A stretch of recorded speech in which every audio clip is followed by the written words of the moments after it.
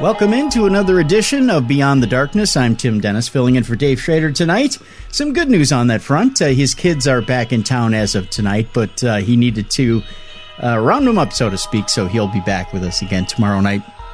Tonight we've got a very exciting show for you, and we're going to jump right into it. Last week we spoke with Erik Kurlander, and we did a show on Hitler's supernatural side, a little bit on the supernatural beings of the Third Reich. Tonight we're going to deal with the clairvoyant in Hitler's background, and we've got a very interesting guest to talk about that as well tonight. The author of this new book is Mel Gordon. Mel is a professor of theater arts at the University of California, Berkeley. He's the author of 12 books, including Dada Performance, the Stanislavski Technique, and the Farrellhouse titles, one of which we're going to talk about tonight, and the 7 Addictions and 5 Professions of Anita Berber. The book we're talking about tonight is Erik Jan Hanussen, Hitler's Jewish Clairvoyant. Mel, welcome to the Beyond the Darkness. Good evening. Hi, Tim. Now, last week, it's kind of interesting that we've got you on the show this week. Last week, we talked with Erik Kurlander a little bit about how the supernatural kind of influenced the later years of the war, but we'll talk a little bit later about the brief, and it was brief, the interaction between Adolf Hitler and Erik Jan Hanussen. But first of all, let's find out a little bit about the man himself and how his history sets up. Who is this figure, first of all, Erik Jan Hanussen, and how does he come about? What is his story? Hanussen had certain parallels with Hitler, that they both grew up exactly at the same time in the Austro-Hungarian Empire. Hanussen was a Jewish kid, Herschmann-Chaim Steinschneider, and changed his name. And Hitler was, of course, Adolf Schicklgruber, who also changed his name. And they hung out, they never met, but they hung out exactly at the same places in Vienna, at the Luna Park, where they had, still there, rides and cheap food and beer and midgets and all kinds of freak shows. And they really enjoyed it, and enjoyed the people there. In 1914, Hitler had left Austro-Hungary to become a German and volunteered for the war in the German army and became a Lance lieutenant. Hanussen was drafted in 1914, but also became a Lance lieutenant in the Austro-Hungarian army. So there's certain weird parallels, including their Viennese accents and tastes in food and all of that follow them everywhere. And when Hitler was running his Führer, the National Socialist in Germany, he actually wasn't even a German citizen yet, that he couldn't vote for himself. And so this became something of a problem. People in general didn't take him too seriously. And even a large part of the Nazi Party had problems with Hitler. So when Hanussen came to live in Berlin in 1930, that he was one of the best or the best-known clairvoyant in Europe. He had won a great trial where he uses clairvoyance. He'd been tested by the Viennese and the Prague and Berlin psychoanalytic societies in these blind tests. And he was declared the most clairvoyant European ever tested. So there was a lot of back and forth. Hanussen immediately became a figure in 1930 in Berlin. He had, did all kinds of private sessions with rich people. He performed publicly 20 times, 30 times a year. He traveled around. And in 1932, he started his own newspaper, a weekly, a kind of occult astrological paper, and began to write about politics. And again, it was at a time when Hitler was at a low point, and Hanussen began making political predictions, many of which came true in the Reichstag elections. But one of them in March 32 was utterly bizarre. He said that Hitler, who just lost the election, would be Reichschancellor in 1 year. And so Hitler and the Nazis wanted to meet with this guy. Steinschneider had changed his name to Erik Jan Hanussen, a Danish name, although they didn't know a word of Danish. So they just figured he was another Aryan. And the Nazis believed something that was the opposite of the communists and even the socialists. The Nazis believed in magical thinking. And the Nazis' greatest enemy were other reactionary anti-Semitic parties. But the communists believed in scientific truths and thought that the weakness of the Nazis was this idea of this fervent belief in the occult and these non-Christian ideas of how to analyze body behavior, how to tell people by the color of their hair and shape of their bodies and face and all of this. So this was actually growing across German society, including Berlin, this idea of magical thinking. And Hanussen later met with Hitler and began to make predictions about Hitler, all of which came true in a startling way. He said he did the horoscope of the swastika and the horoscopes of Hitler and the Reichstag and so forth. So the communists spent as much energy attacking Hitler as they did Hanussen. They thought that this would make the Nazis look ridiculous, that the supporter of Hitler, who had about 3 million Hanussen had about 3 million followers, most of them were apolitical, but they were beginning to favor the Nazis because the Nazis seemed to be sympathetic to magical thinking. And certainly by November 1932, when the Nazi Party fell apart in the Reichstag election, most of the Nazis turned against Hitler because they thought he was a fanatic and started alternate reactionary parties. It's when Hanussen, and this is the one time we know that Hanussen and Hitler met in January 1933, that Hanussen felt the bumps on Hitler's head and said, "You will be Reichschancellor in 30 days," and began to make these predictions. Which is a form of phrenology, right? Right, Mel? Yeah, he was interested in things we would think are mystical or occult today, but also lots of things that we wouldn't think at the time. For instance, graphology. Okay. Hanussen was one of the greatest graphologists, handwriting analysis experts.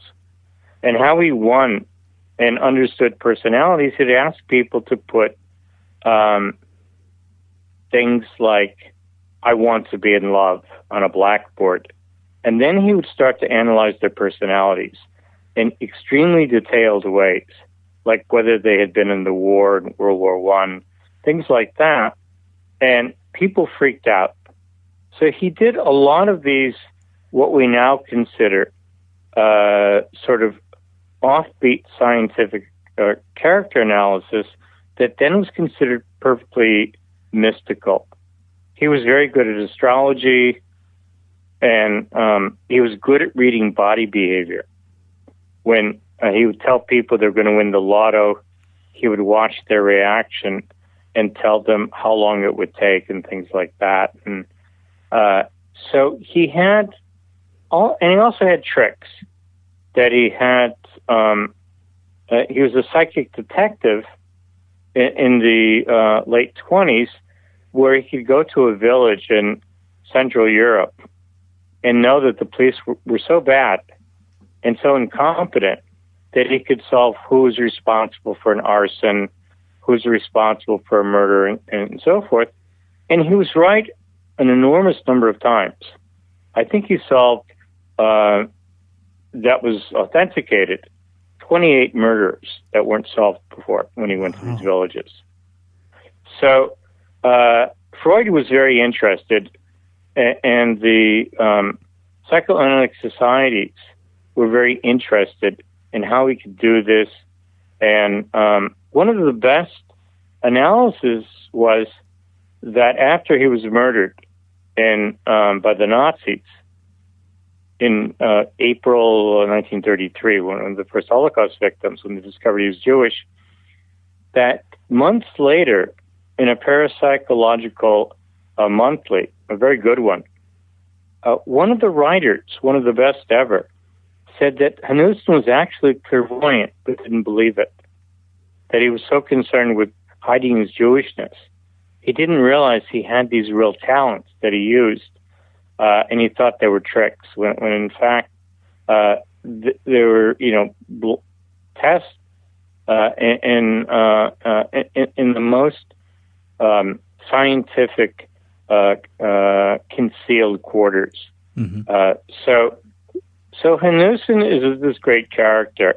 Historically, is important for a different reason. Well, let me ask you this right here, real quick, Mo. Yeah. How much of what Hanussen did was an actual gift, a psychic, what we would call a psychic gift, and how much of it was actual science? Like, I shouldn't say science, but an actual form of a trick, as you called it, like palmistry or being able to feel the musculature. I would say it was 50-50. One of the things he was fabulous at, which was not a trick, and we recognize as a skill, he was the greatest hypnotist in Europe. And his specialty was getting on the stage, asking the most skeptical female journalist in the audience to come to the stage, and he hypnotized them into orgasms. Really? Yeah, that was his best trick. And he was easily could hypnotize people and use autosuggestion and all of that. Well, we don't think of that as a cult, but combined with other things like palmistry and graphology and storytelling and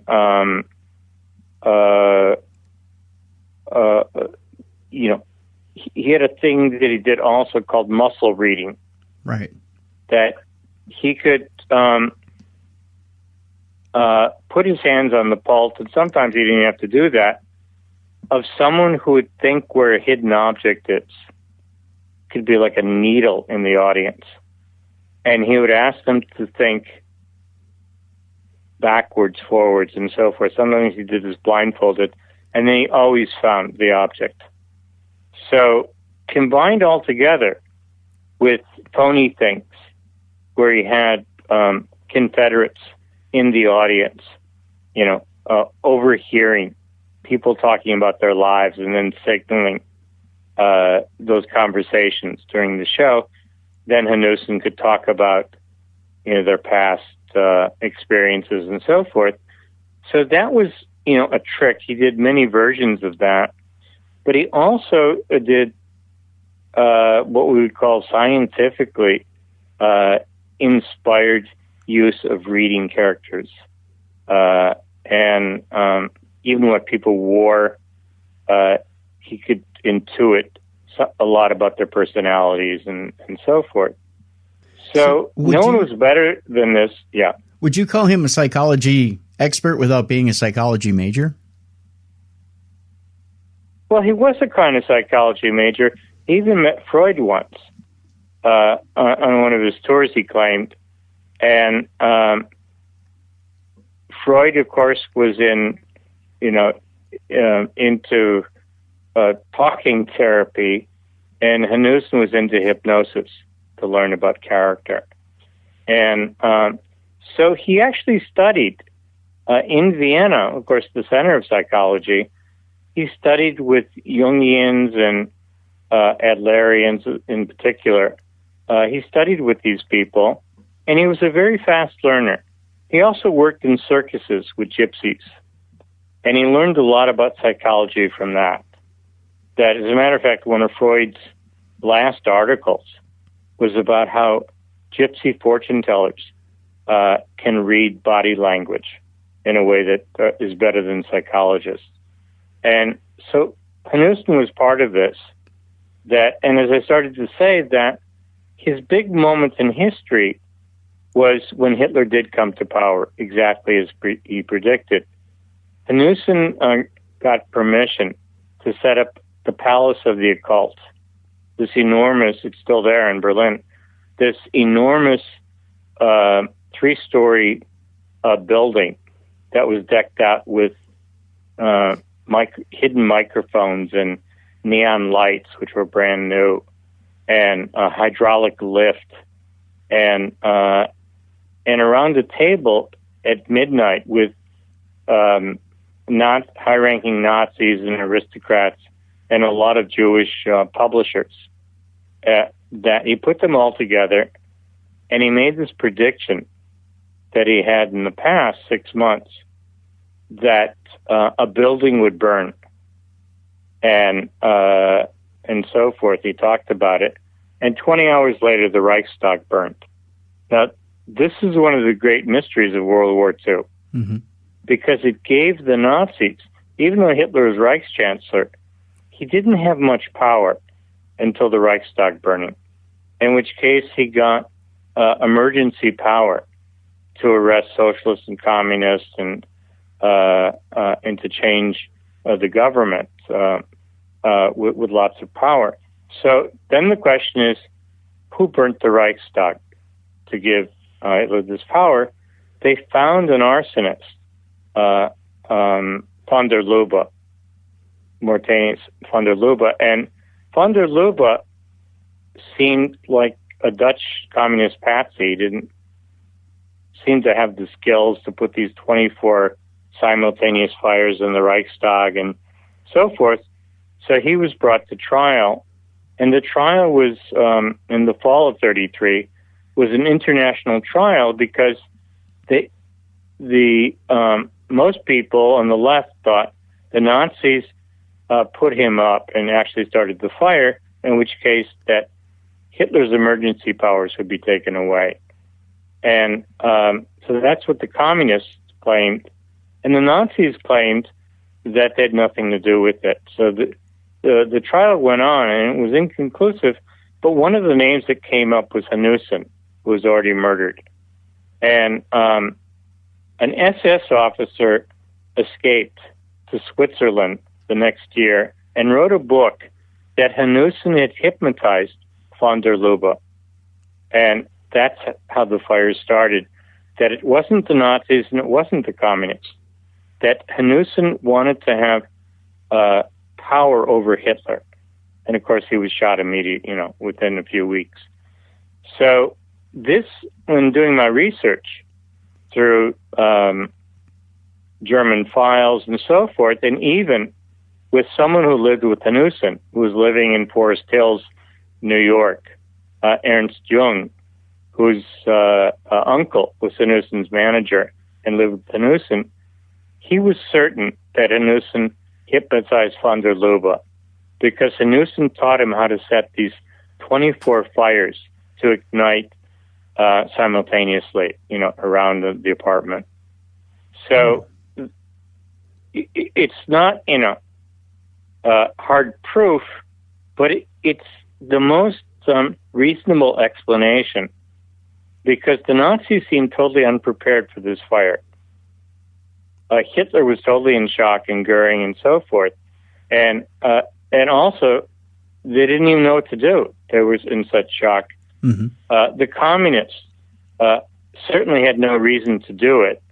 And so there had to be this third possibility of how the Reichstag burnt to the ground suddenly during all these, high politic fighting, And everything about Hanussen and other aspects I write about seems to point to him. That there's even a description of von der Lubbe at Hanussen's Palace of the Occult. So this is the Kennedy assassination mystery of World War II, of how this Reichstag started.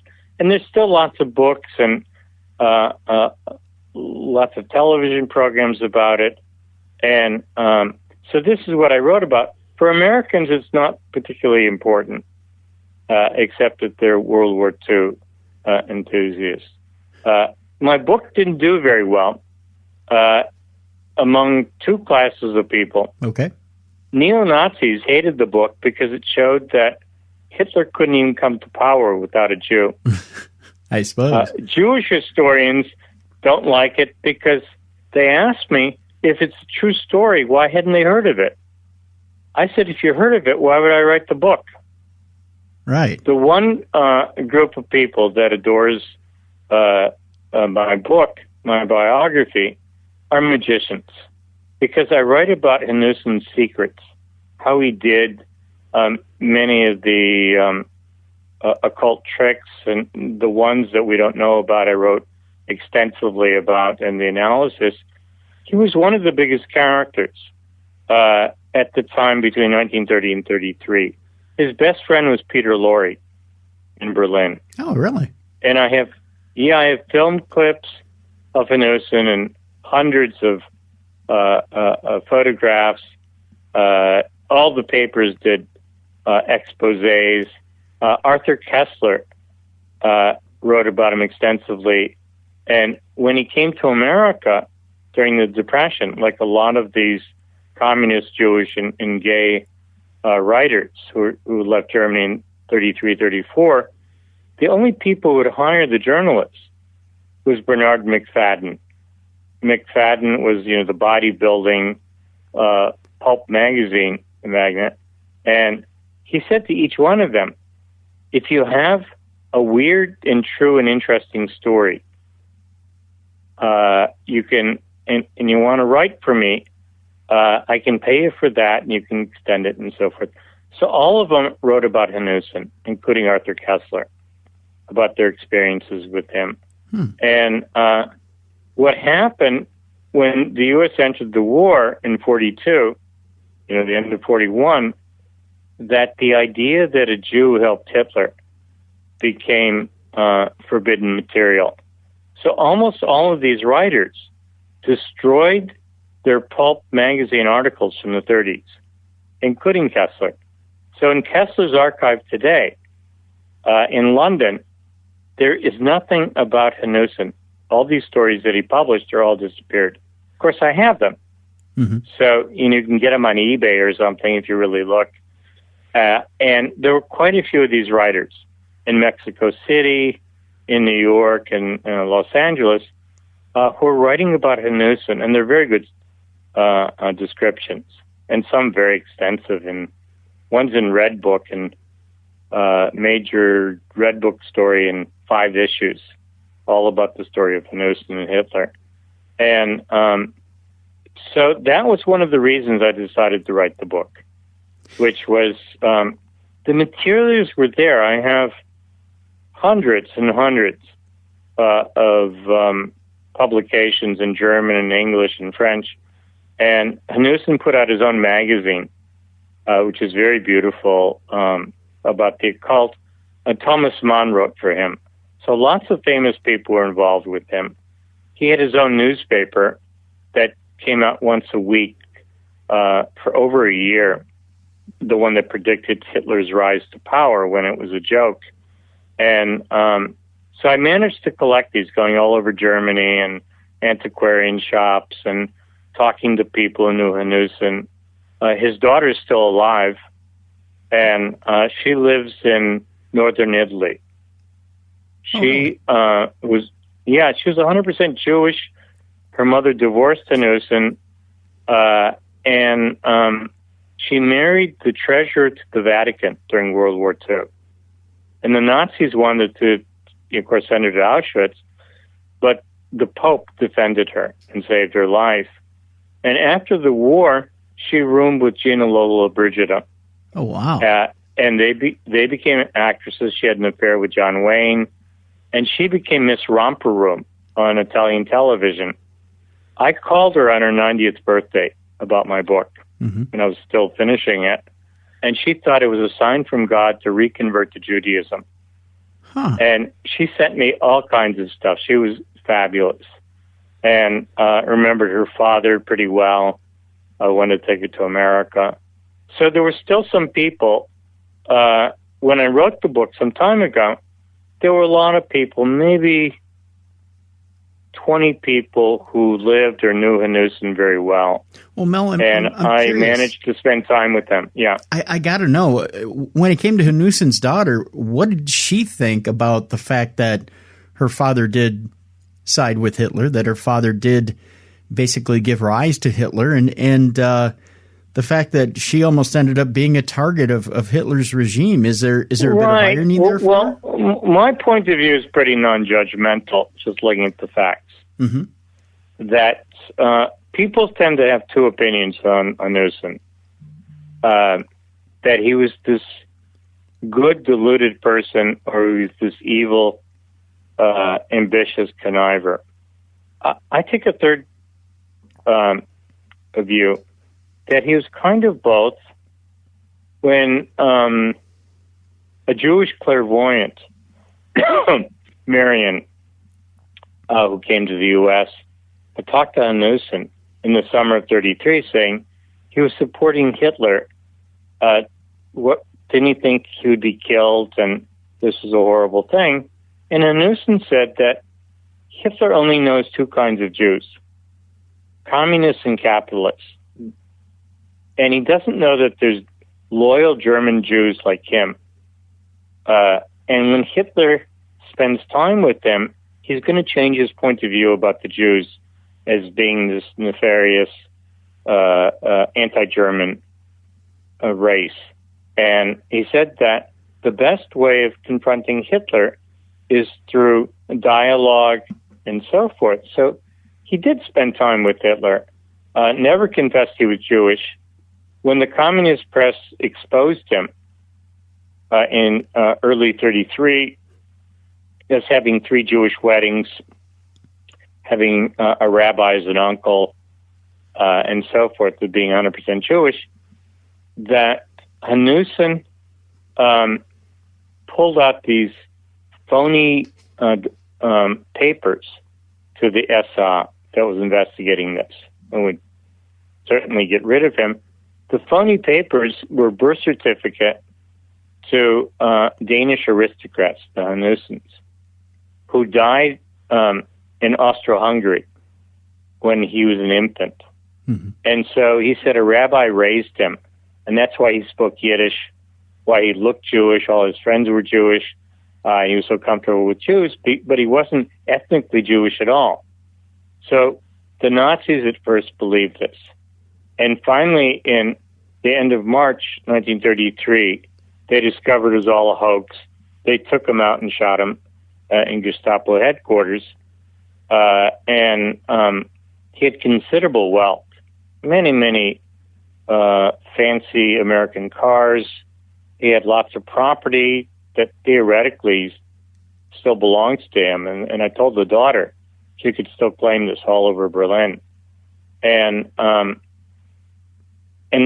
many of the top Nazis, including Grom, the head of the SA, borrowed lots of money.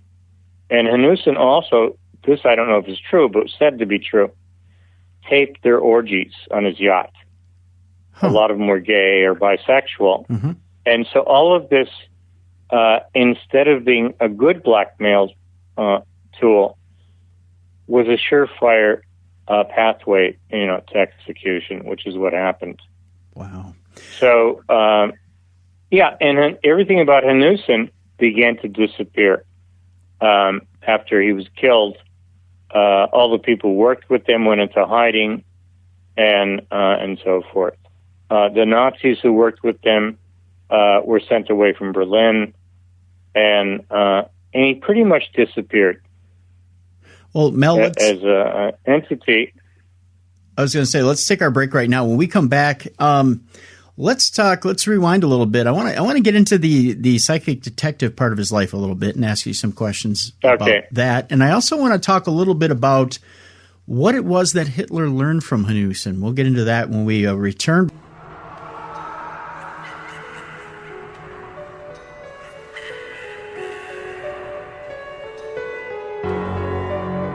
Beyond the darkness.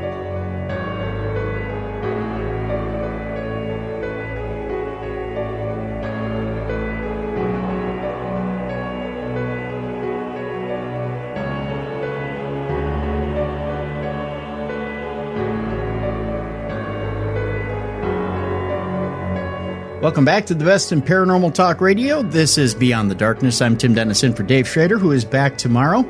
Our guest is Mel Gordon. He is the author of the book Erik Jan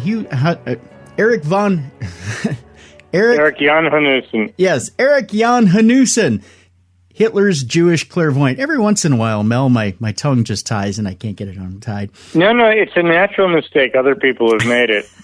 Because, Von is German, but Jan is Danish. Right, Jan is Danish. One of the things that happened is after World War II, aspects of this Hanussen story began to resurface. Mm-hmm. For one thing, there was a Hanussen II clairvoyant magician appeared who was very famous. Okay. And then someone else declared he was the illegitimate son of Hanussen. And I actually met this guy. He's very interesting. You did? He predicted the Challenger catastrophe exactly right, and had a very big outlet in Las Vegas, where I met him and invited him to San Francisco, where I am, and was part of his show. And he was an interesting character. Also, what happened in the 1950s? There was a play about Hanussen and the Nazis that later became in 1955 an East German movie and also a West German movie, another one. So the idea was Klinkowski that so you had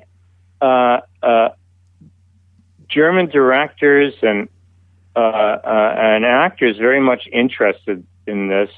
There was a movie called Hanussen, made in Hungary in German, and a movie called The Invincible about Jaja Breitbart, a Jewish strongman who fought Hanussen. Mm-hmm. All of these movies and plays have some problem. Also, Hanussen, the name Hanussen shows up frequently on a Nazi occult documentaries on History Channel and National Geographic and so forth, and quite a few of them.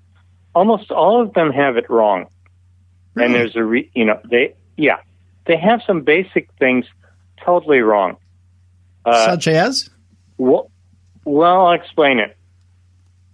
In 1934, Otto Strasser, who was one of these Nazis who broke with Hitler, and his brother Gregor Strasser was murdered by Hitler. These were another sort of socialist Nazis that were not so anti-Semitic. Anyhow, Strasser moved to Montreal. And at the beginning of the war, the OSS realized that Hitler would never surrender. There was something in his personality. So they wanted to know what this was. So they sent an investigator to Montreal to interview Strasser. And this later became a published book, The Psychopathology of Hitler. Mm-hmm.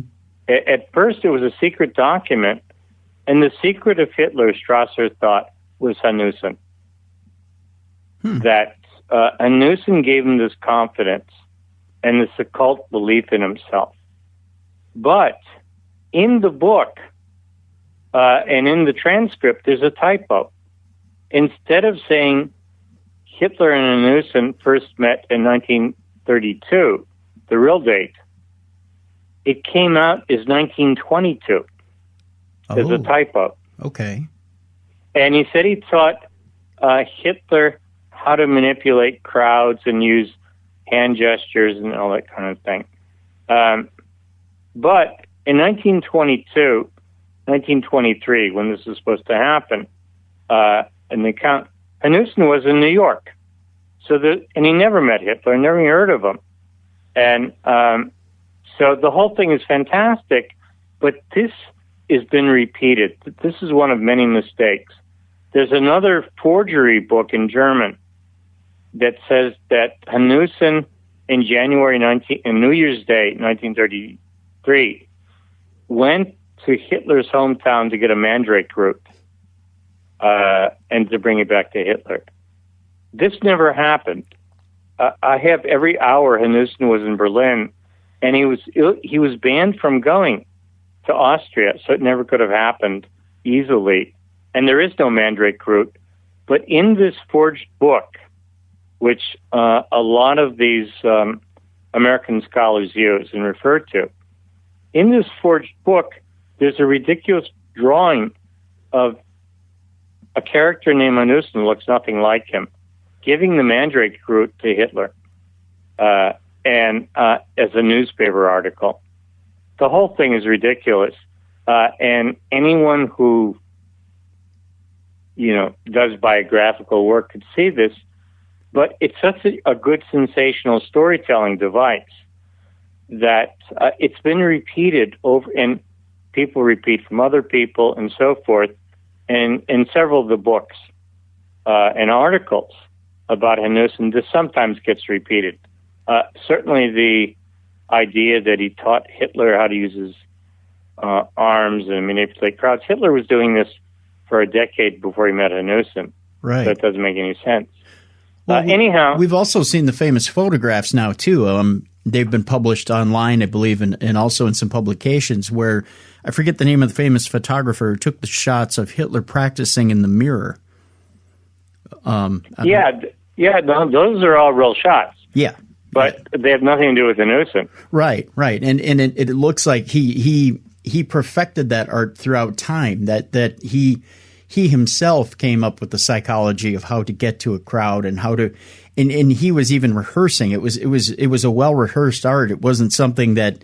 Oh yeah, and he was good at it too. Mm-hmm. I mean, from the beginning of persuading crowds and all of that. Right, and the idea to bring in Hanussen and the occult is wrong-headed. Hanussen did have a big effect. The biggest effect I would say he had with his occult stuff was to distract the communists, to keep it. They had 23 front-page articles against Hanussen in just one communist press. Instead of attacking Hitler and the Nazis, they began to attack Hanussen and his occult means. So this was big. And the other thing, that Hanussen really did give a Hitler courage when everyone was leaving him. Wow. And it's hard to believe that the Nazis were leaving Hitler. Right. But it's true. What would you say Hanussen was a figure that at a time when Hitler is losing power within his own party is a rallying point that they think, maybe there's something special? I think personally he was a great help. His predictions weirdly came true, and the predictions were so accurate, like the exact number of votes the socialists and communists and Nazis would get. He got it to a percentage point. I mean, you could say he was a good, skilled guesser, but he also predicted lots of things. He said in the year 2000, electronic currency will replace paper money. Wow. Yeah. So I put it in the back of my book, his most popular predictions. He put these out on 78 record discs, his predictions of the future. And I would say maybe 2/3 of them, and they're very specific, came exactly true, and a third didn't. Now, there's one that I was reading before we sat down to talk tonight that intrigues me quite a bit, and it has to do with a race. Can you tell people about that? About what? About a race? About the winner? Yeah, this is how Hanussen really achieved his political moment. After he predicted in March 33 in his newspaper, in the headline, that he went into the fourth dimension and saw Hitler as Reichschancellor, it was a big joke because Hitler, again, had lost an election to von Hindenburg. And a month or so later, he invited his girlfriend, a very sexy dancer, Layana, to come to dinner after his show. And she said her girlfriend from Prague is going to be there, so she can't come. He said, well, invite her. She said, she can't come. Her son is a famous racing driver. And he said, invite him. She said, no, he has Parkinson's disease. So he said, does anyone know this? She said, no. So Hanussen then called all the newspaper editors the next day and made a prediction that the racing driver at the Avis Grand Prix was not only not going to win, he was going to die. So this seemed preposterous, but it's exactly what happened a few days later. And then the Nazi press picked up, this is the man who predicted Hitler coming to power. This is the man who's never wrong. So suddenly the Nazis began to gather on Hanussen because of his prediction of Hitler's rise. And he'd already been right on this bizarre racing track accident. So this was the beginning of Hanussen getting involved with the Nazis. And lots of people, and his newspaper was very popular, hundreds of thousands of copies. And people all over Germany began to think that Hanussen could see into the future. And this became a huge political issue. And of course, this is what the communists attacked, that, this is all baloney. And it turns out they were wrong. That's amazing. Just predicting that. Didn't he also predict the winner of that race too? I seem to remember. I don't think so. But he did predict lots of little things, like days of rioting and bloodshed and who would win at Monte Carlo kind of thing. Yeah. He predicted a lot of things that came true. And so he had a huge, following, as I said, that was pretty much apolitical, that became more and more sympathetic to the Nazis. And in the elections in November 32 and later, they all began to support the Nazis because Hanussen told them to. So in this sense, he moved Hitler to power in this indirect way. Now, let me ask you this, Mel. It seems to me that too, Hanussen seems like a man, not only a man without a country, a man without an ethnic identity, but you could almost say he's a man without a religion too, even though he's born Jewish. He's not necessarily practicing the Jewish faith, is he? He's Well, in a way he was. He had 3 Jewish weddings. Mm-hmm. He was a secular Jew. And only, when he came to Berlin, and he hired a lot of Jews for his newspapers, which were very big. Mm-hmm. But as the Nazis were coming to power, he began to change. He even converted to Catholicism at the very end. And but he was typical, like Madeleine Albright didn't know she was Jewish. She was born not far from Hanussen, where a quarter of all the Jews changed their religion, like Madeleine Albright's family. And Hanussen's family was not very religious, but he didn't think much about it. He essentially, Peter Lorre was Jewish. He was in Jewish circles for basically most of his life. Didn't make a big thing out of it, and until the end when he had to. Interesting. Did he at one point, am I getting this wrong, but didn't he at one point kind of subscribe a bit to the pagan gods, much like the Nazis? Well, yes and no. His newspaper even had Kabbalah in it all the way through into the Nazi period. Mm-hmm. So he had mystical Jewish stuff. He had pagan stuff and mystical Christian stuff he was interested in as well. Very interesting.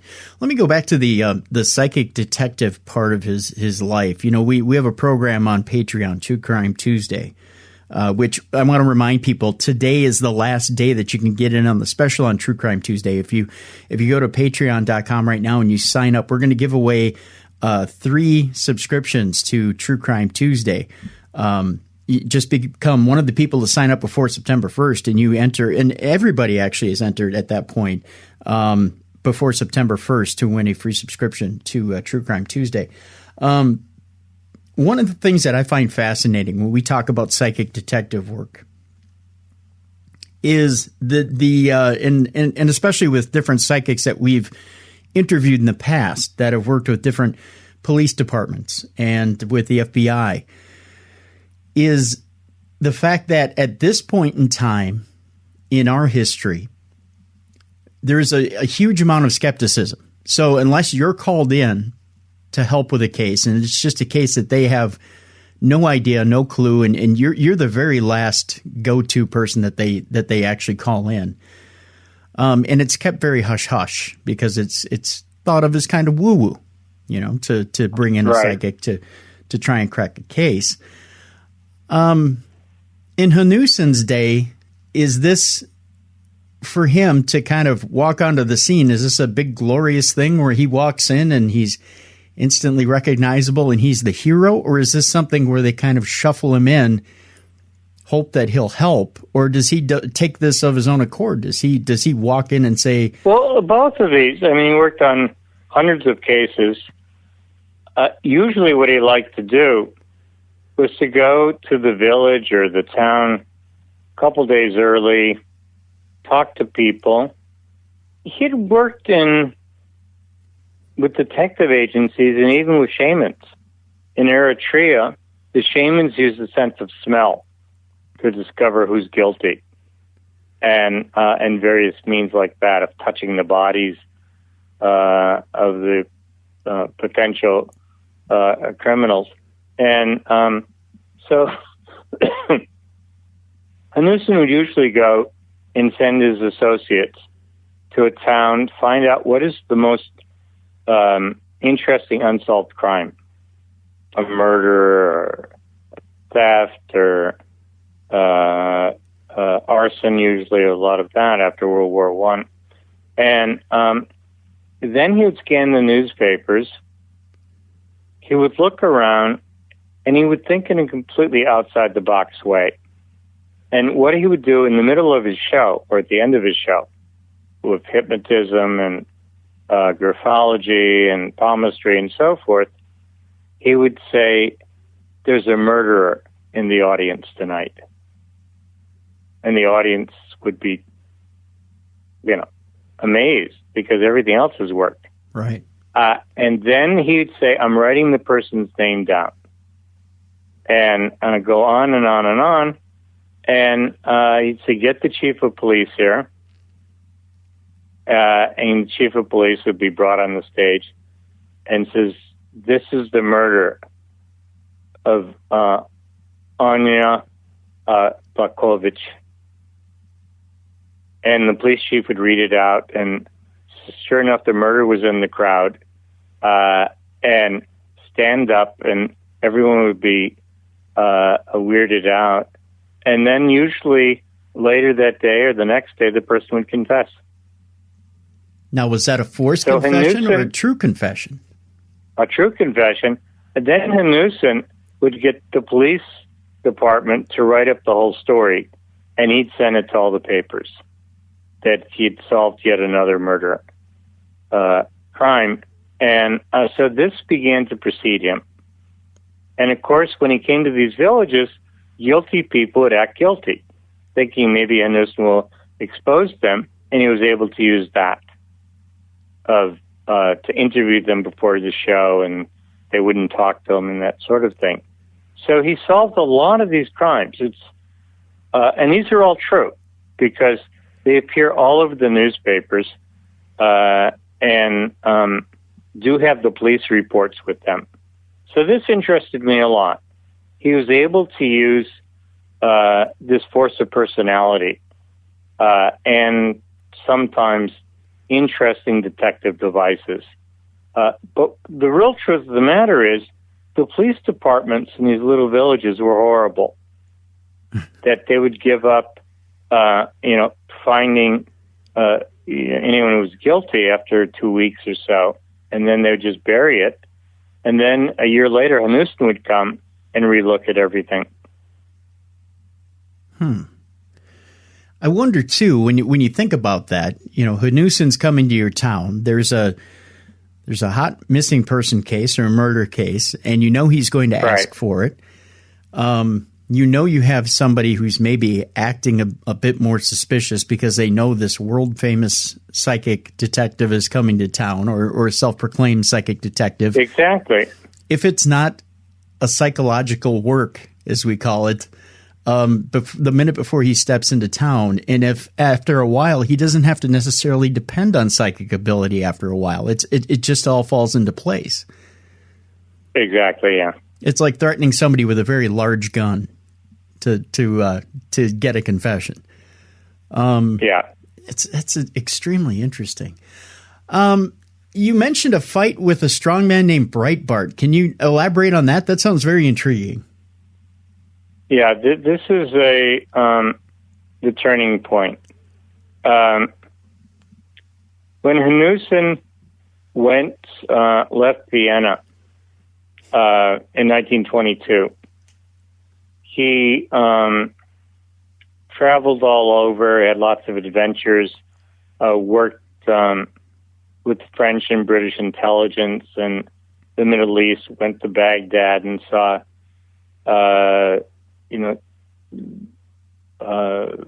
snake tricks and, climbing to the clouds and things like that. And he went and he investigated all the fakirs in North Africa.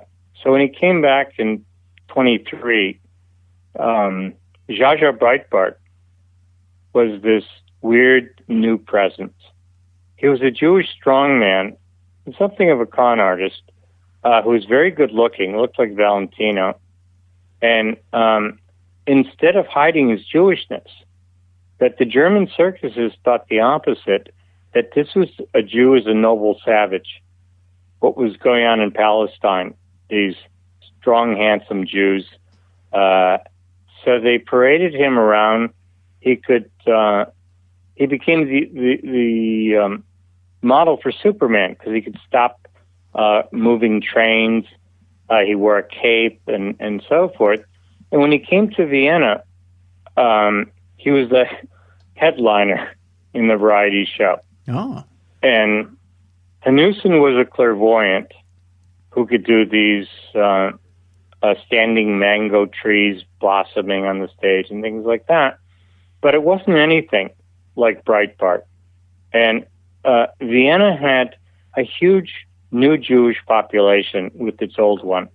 A lot of refugees from the Austro-Hungarian Empire and the old Russian Empire had come to Vienna. So here they had a Yiddish-speaking strongman that could do all these things. One of his con tricks is that he could bite through iron. Jeez. And of course, nobody can bite through iron. That what you do is you twist the chain. It's a special chain that has some weak links in it. Right. And just as it gets to your mouth, the chain is broken and you pretend you bit into it. So Breitbart, who was actually very strong and could have motorcycles drive over him and ox carts and things like that. So Hanussen was totally depressed, found a Jewish prostitute, good-looking prostitute, and said he could make her into the rival of Breitbart, and started taking out ads. So sure enough, on another variety stage, Hanussen discovered all of Breitbart's tricks and taught her how to bend iron bars over her head and on her knees and be run over, and she damaged herself a little bit. Anyhow, he did the same routine as Breitbart, against Breitbart, so they wound up suing each other. And all the papers in the Jewish community was split, so it became, for about 2 full months in Vienna, the headline news about Breitbart, and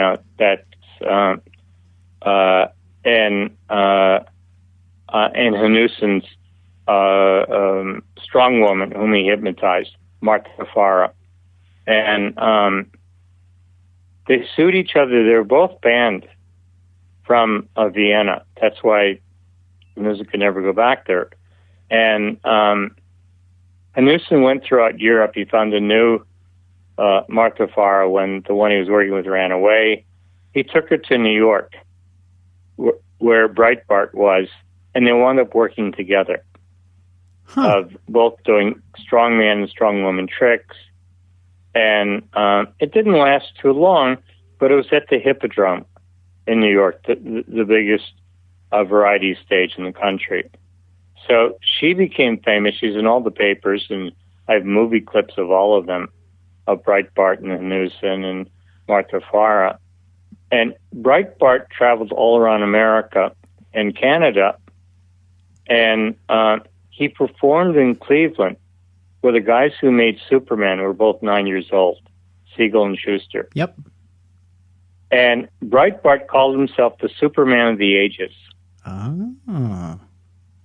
So this first name of Superman stuck in their heads. And the Superman character they created had the same curl that Breitbart had and so forth. Breitbart died in 1925 in Europe of iron poisoning. He had one of his tricks was to pound nails into wood, and one went into his thigh. Ooh. And so he died, and he was the first Jewish hero. My father remembered him as a boy and wanted to become Breitbart. It's typical. My father was from Russia. Wow. And but in the movie about Breitbart, The Invincible, made by Herzog, everything is a lie. Tim Roth plays Hanussen. Mm-hmm. It's all set in 1933, but Breitbart was already dead for 6 years.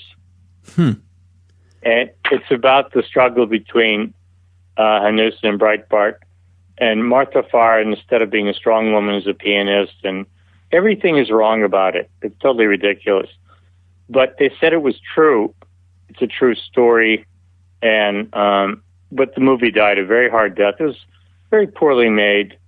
But historically, everything was wrong. Breitbart never even saw a Nazi in his life. Really? And the last time he argued with Hanussen, instead of 1933 in the Berlin Palace of the Occult, which was a nightclub, the last time they saw each other was in the Upper West Side in New York in 1924, and they were both eating kreplach, fried dumplings, Jewish dumplings. So essentially, they parted as friends. Yeah, that's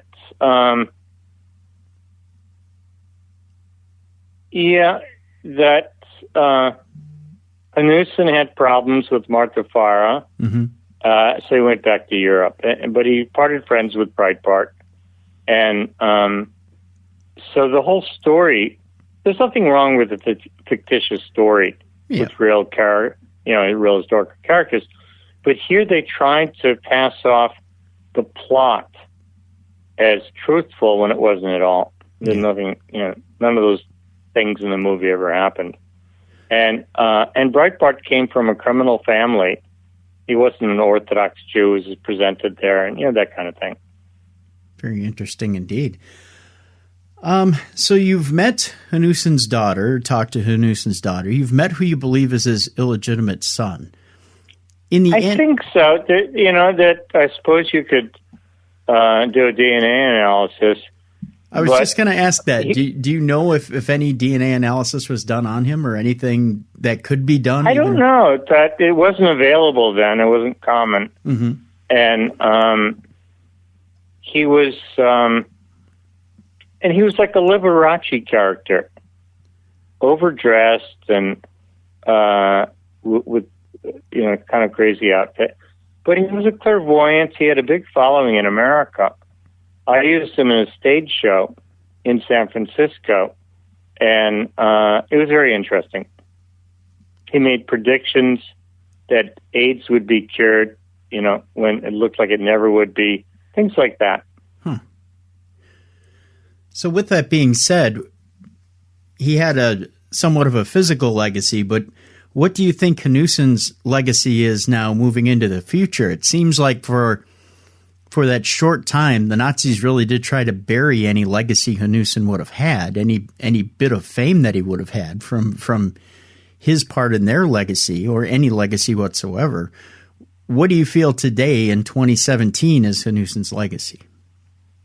Well, there's a huge interest in Hitler, the Nazis, various Nazis, and the occult.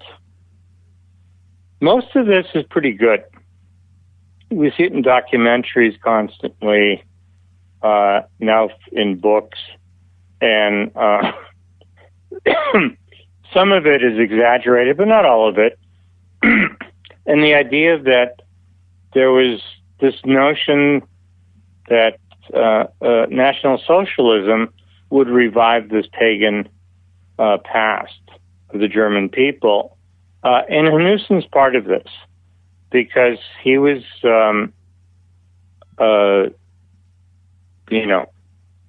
in contact with Hitler and certainly with lots of other Nazis, and was, part of this interest in non-traditional religion, in the power of the mind, of clairvoyance, of how to read a character from, body language, from external activities like handwriting. So all of this is now still popular.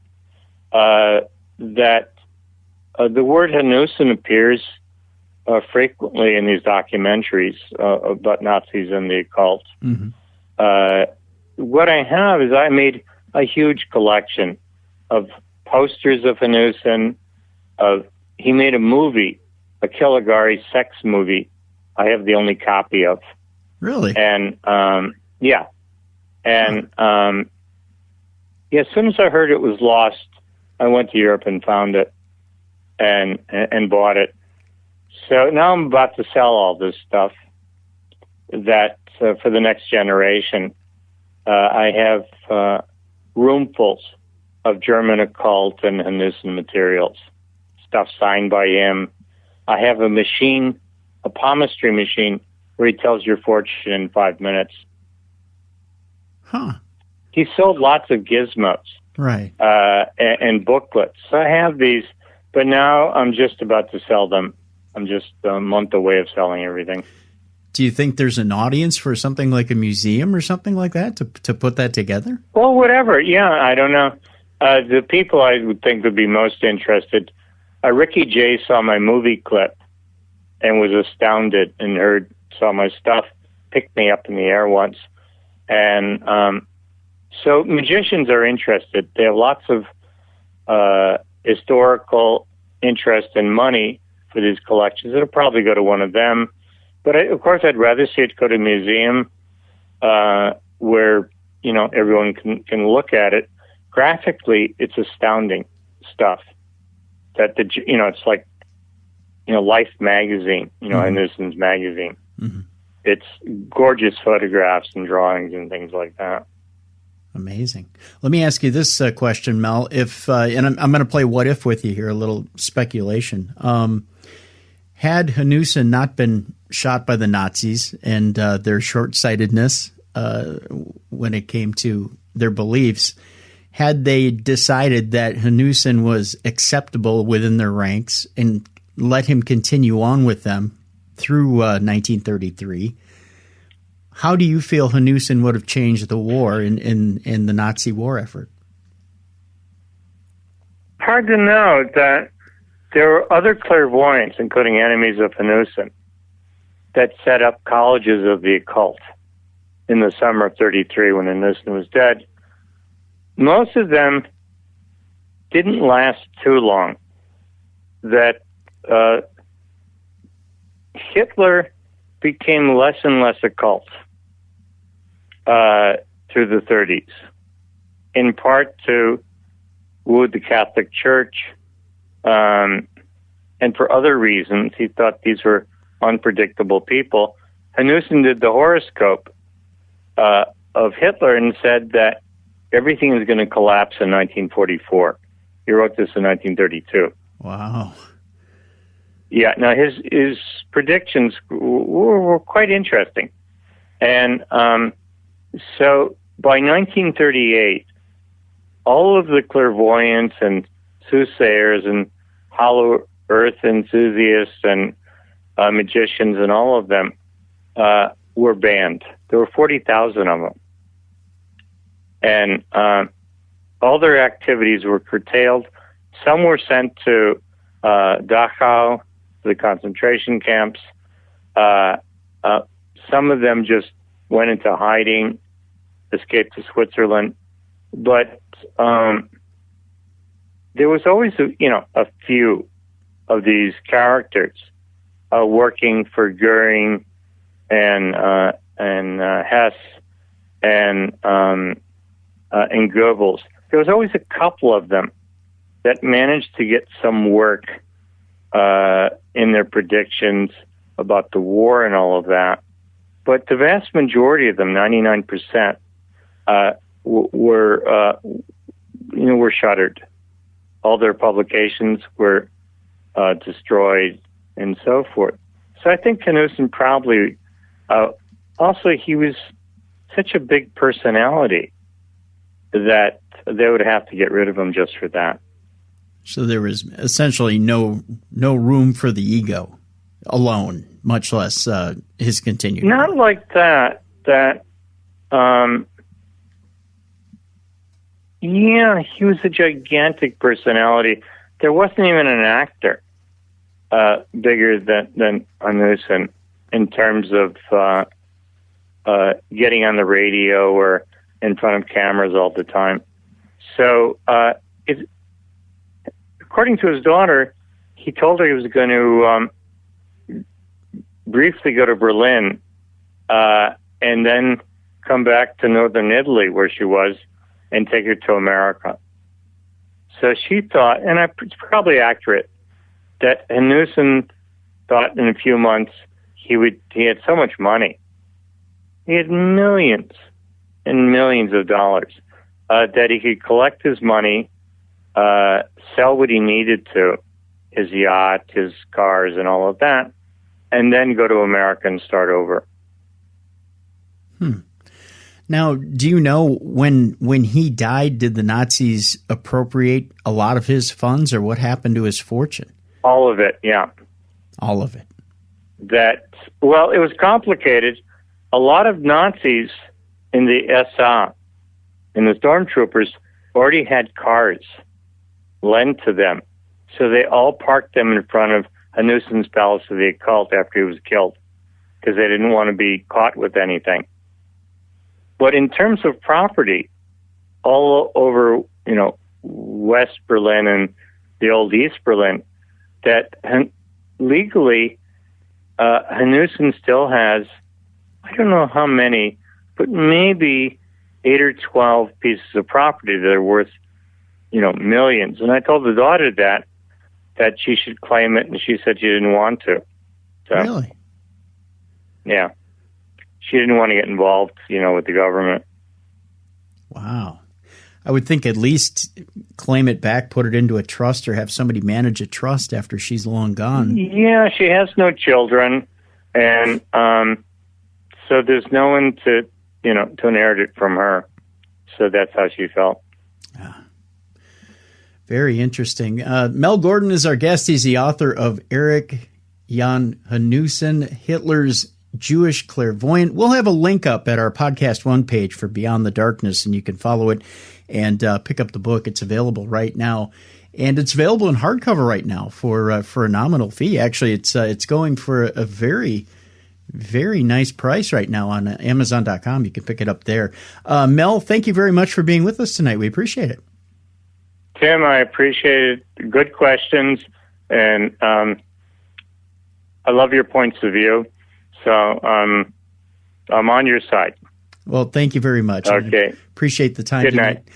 A reminder, folks, again, True Crime Tuesday, you have one day, and that is today, to get signed up for True Crime Tuesday over at patreon.com/True Crime Tuesday.